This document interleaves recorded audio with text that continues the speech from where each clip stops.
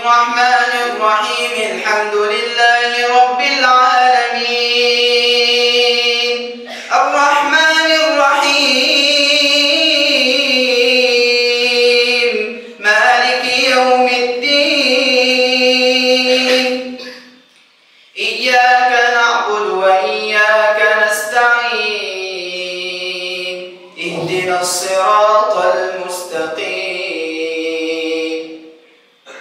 صراط الذين أنعمت عليهم غير المغضوب عليهم ولا الضالين.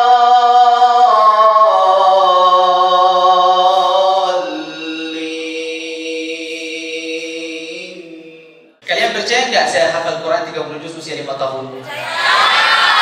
Ini bagaimana sejarahnya? Bagaimana sejarahnya dan itu terjadi kenapa? Sedangkan 5 tahun di Indonesia itu seperti beliau sudah sampaikan tadi itu masih main-main, masih minta uang jajanan, masih dimanjakan oleh orang tuanya. Bukan 5 tahun SMA masih dimanjakan oleh orang tuanya sampai sekarang di Indonesia. Sejak saya sudah mulai lengkap berbicara 3 tahun itu orang tua saya sudah memaksa saya untuk menghafal. Ya, saya itu lihat teman-teman saya, tetangga, anak kecil itu semua main bola, main-main di luar. Saya mau seperti itu sebagai anak kecil. Dan itu dimanapun di dunia. Benar kan? Benar enggak? Tapi orang tua saya itu marah ke saya. Kalau tidak menghafal, tidak setor, tidak boleh makan, tidak boleh minum. Itu usianya berapa? 3 tahun, tidak boleh makan, tidak boleh minum. Saya kiranya mereka bercanda aja. Ternyata benar. Saya nggak menghafal 2 hari tidak boleh makan. Orang tua yang luar biasa. Terus bagaimana Bu? Saya lapar. Gak apa-apa. Setor dulu. Makanya saya sudah mulai maksa diri untuk menghafal. Setor langkah demi langkah sudah hafal 1 halaman, juz 30, juz 29, 28. Sampai Allah takdirkan saya sudah hafal 20 juz sampai usia 4,5. 4,5 tahun sudah hafal berapa? 20 juz. Dan itu bukan sama orang tua saya. Itu sama guru, ada rumah tahfiz di desa samping desa saya. Berangkat pulang pergi jalan kaki. 2 kilo pergi, 2 kilo pulang. Ya. Ada kendaraan? Enggak ada. Tapi orang tua saya enggak menerima. Harus tanggung jawab jauh pergi jalan kaki agar bisa merasakan bagaimana kesusahan mencari ilmu, bagaimana kesusahan untuk menghafal Al-Quran. Ya. Habis itu qadarullah, ya, fokus di sini ya. Di sini masalahnya.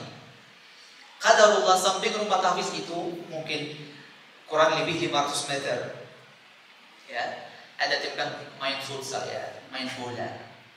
Jadi mau kemana Mahmud? Ke rumah tahfiz. Datang dari mana Mahmud? Datang dari rumah tahfiz. Tapi ternyata saya masuk di mana? Main bola ya. Main bola sepanjang waktu rumah tahfiz itu dari jam sekian sampai jam sekian. Habis itu keluar dari futsalnya, masuk masjid samping tempat futsal juga. Mandi, wudu, rapihin diri saya sendiri lalu pulang ke rumah. Karena biasanya kalau ada orang main bola itu keringatan, Ustaz dan lain-lain. Dari mana? Dari rumah tahfiz. Ya, sudah hafal hari ini? Sudah. Selama 8 bulan saya berbohong kepada orang tua. Pergi tapi main bola. Habis itu pulang dari mana? Dari rumah tahfiz. Qadarullah, ayah saya ketemu guru saya di pasar. Mahmud di mana? Mahmud di rumah. Maksud saya kenapa tidak datang? Kenapa tidak datang? Datang ke mana? Ke rumah tahfiznya. Setiap hari datang kan? Selama 8 bulan tidak pernah datang sama sekali. Serius. Nah, itu musibah besar itu ya. Apa yang terjadi setelah ayah saya pulang? Itu usianya sekitar 5 tahun kurang itu, ya. Atau 5 tahun bas. Kenapa kamu tidak berangkat di rumah tahfiz? Berangkat demi Allah. Demi Allah saya berangkat setiap hari. Ya, masih bohong lagi kan? Ya. Udah nggak apa-apa. Habis itu hari selanjutnya ternyata ayah saya membawa guru saya ke rumah. Nah, saya nggak bisa bohong lagi, ada buktinya ya Ustaz. Kenapa Mahmud tidak datang ke rumah tahfiz? Langsung saya malu, nggak bisa jawab itu. Habis itu beliau sudah makan, sudah dilayani, kemudian sudah pulang. Dan waktu itu qadarullah musim dingin di Mesir. Kalau kamu kenal orang mahasiswa Indonesia yang di Kairo itu, tanya waktu musim dingin itu berapa derajat? Sampai 5 derajat, sampai 6 derajat. Dingin banget ya. Sini aja 25 derajat, rasa dingin luar biasa kan? Ya. Qadarullah itu musim dingin. Ayah saya ngapain? Lihat iqab ayah yang sayang kepada anaknya karena tidak mau menghafal, sedangkan anaknya masih apa? Masih bayi. Ya. 5 tahun. Ayah saya naik atas pohon, kemudian potong satu cabang pohon. Habis itu potong selang gas. Masukin cabang pohon di dalam selang gas. Habis itu mengambil satu tali. Kalian pernah nggak naik kabel?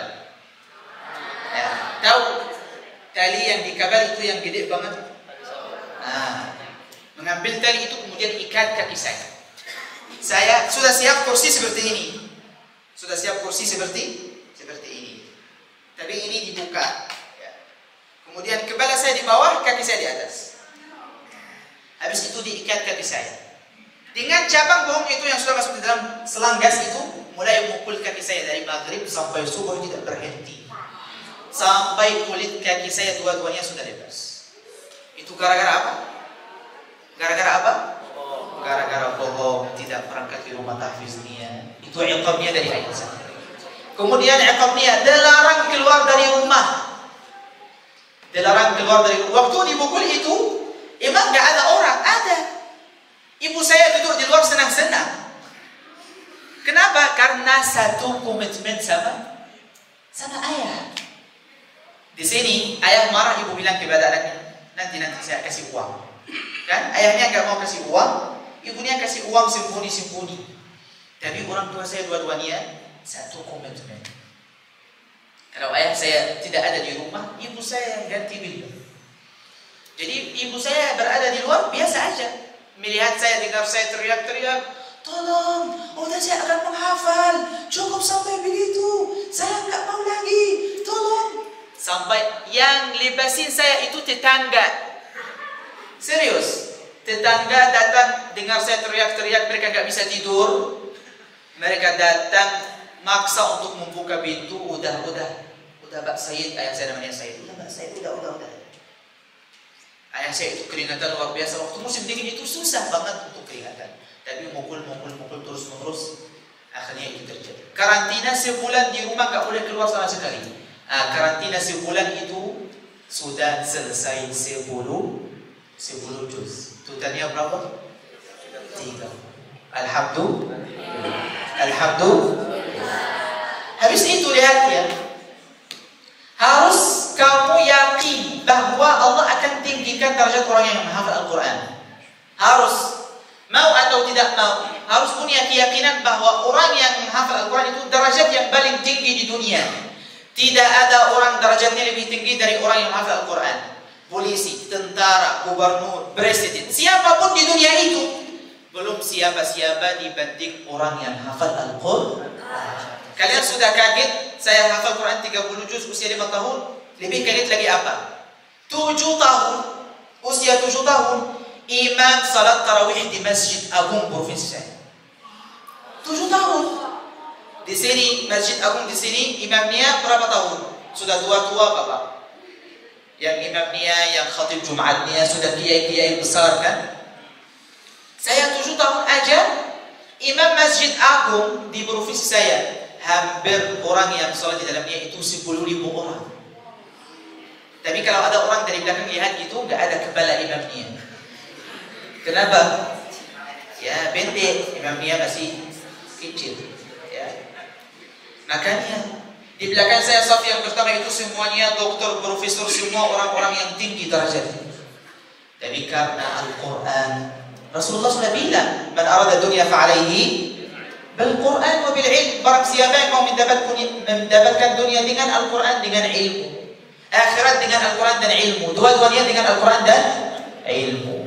Habis itu sudah apapun lomba Saya juara 1. Karena murajaahnya, karena jaga hafalannya. Lomba di desa saya juara 1. Naik kabupaten saya juara 1. Naik provinsi saya juara 1. Sampai saya naik lomba di Republik, semua provinsi Mesir, 30 provinsi. Total pesertanya 1 juta orang. Saya juara 1 dari 1 juta orang. Kenapa? Karena komitmennya bersama Al-Quran, tidak mau tinggalkan Al-Quran. Punya keyakinan bahwa saya harus bersama Al-Quran. Itu kalau kamu mau tinggikan derajat dunia akhirat dengan Al-Quran. Mungkin orang Indonesia itu mengira bahwa derajat tinggi mau dihargai, mau menghormati harus menjadi polisi, harus menjadi tentara. Tidak ada masalah. Tapi seorang polisi yang hafal Quran, seorang tentara yang hafal Quran, seorang dokter yang hafal Quran, seorang arsitek yang hafal Quran, seorang bisnis yang hafal Quran. Silahkan membedakan dengan orang yang biasa aja, sangat-sangat berbeda. Makanya bagaimana kita menjadi berteman sama Al-Quran. Saya itu punya 2 mata, punya 1 lisan, punya 2 telinga, punya 2 tangan, 2 kaki, sama dengan kalian semua, gak ada perbedaan. Dan menghafal Quran itu mudah bukan karena saya orang Arab. Banyak orang Arab tidak bisa menghafal, tidak bisa membaca, tidak bisa baca gitu aja, gak bisa. Tapi apa? Komitmen orang tua, keinginan orang tua, dan saya nurut. Sekarang yang saya dengarnya Ustaz, kayaknya kalau mau masuk polisi tentara bisa langsung dengan Al-Quran gitu. Kalau hafal 30 juz langsung dapat beasiswa, langsung masuk polisi tanpa tes gitu, ya. Jadi lihat orang Indonesia masih mau memuliakan orang yang hafal Al-Quran. Makanya kehidupan yang berkah, kehidupan yang luar biasa, kehidupan yang selalu campur sama Al-Quran.